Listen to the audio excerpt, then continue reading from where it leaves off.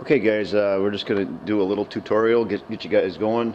There's a lot of variations of nozzle setups. Being that you guys are probably, sounds like you're going to use it on grease and stuff, you're going to use what's called the splitter. What it does is it takes the pellets and it breaks them down, and it'll pass through a screen, which is right here. It's a replacement screen. This one in here, it's bent a little bit. It's been used, but it still has some life left in it.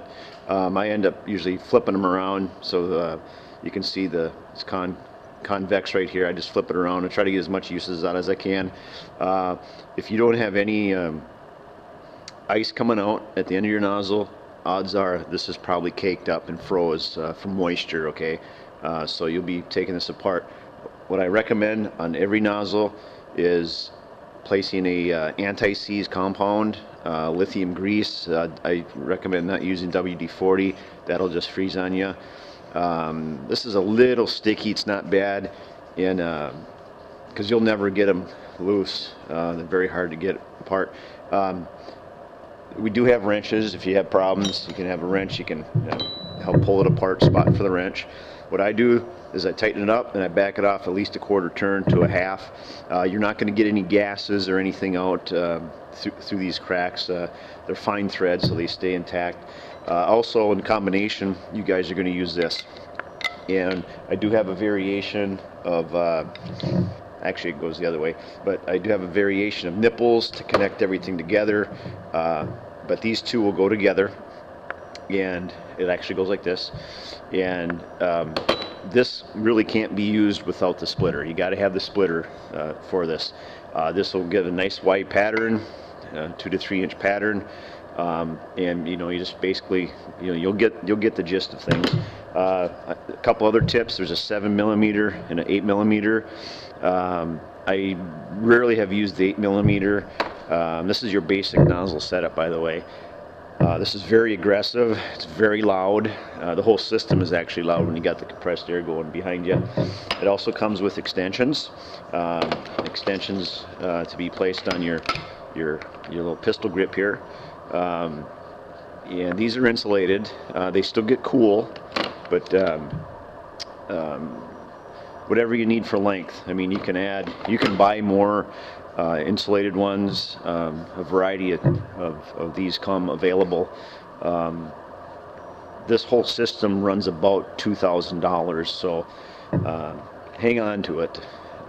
Take maintenance. After a while, I'll clean these off with WD-40, all the connections, or other type of mild solvent, and then I'll add an anti-grease once again to keep things lubricated. I lubricate the fittings as well, and you're going to have another male end at the other end of this hose, and you'll have your connections. And I greased up these connections, these ports, to the machine, and you're going to need that. Need a connection. Sometimes I've lost a connection in the past, and I just grease them up with the trailer grease for the connections. Here again, getting back to this, is this one's got some lithium grease on it right now. It's pretty lubed up. After you run the machine for a while, these will probably freeze solid for a while. They're going to be difficult to get release. So what I would do is, if you want to get it apart, use a hair dryer or a heat gun and just place over this area to help unthaw stuff. And I've done that with this to get it apart as well, just a heat gun of sorts.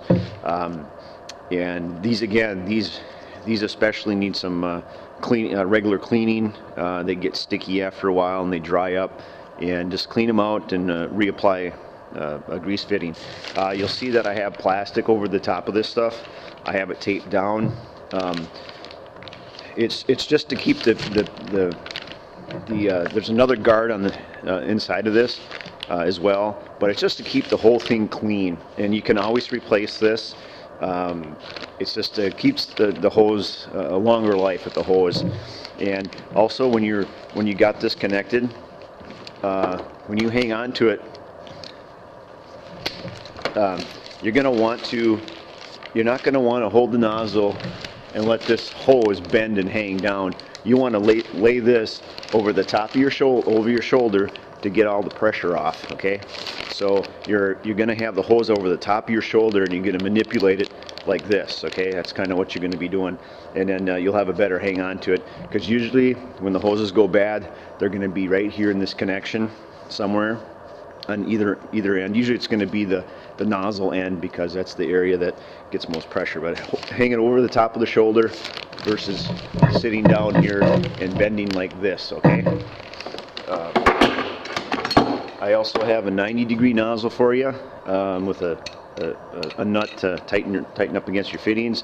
Really good, obviously, around corners, any other tight spots, and then you can add another nozzle tip to even give it a little extension, and you can get an extension on an extension.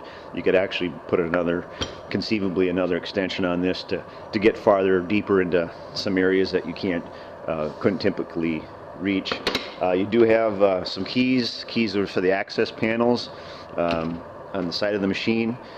We've got some O-rings in here. There is an O-ring in the splitter, but you can go online at Ice Tech, and they'll have all the replacement parts, and then variations of nipples, creates different velocities and that type of stuff.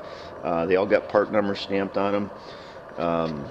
I think that's about it. That should get you going in regards to the nozzle setup. If I forget something, I'm going to shoot a little short video of the machine. I do got it crated up for the most part, but I don't think that's going to be a problem, because you just need to see some basics. All right.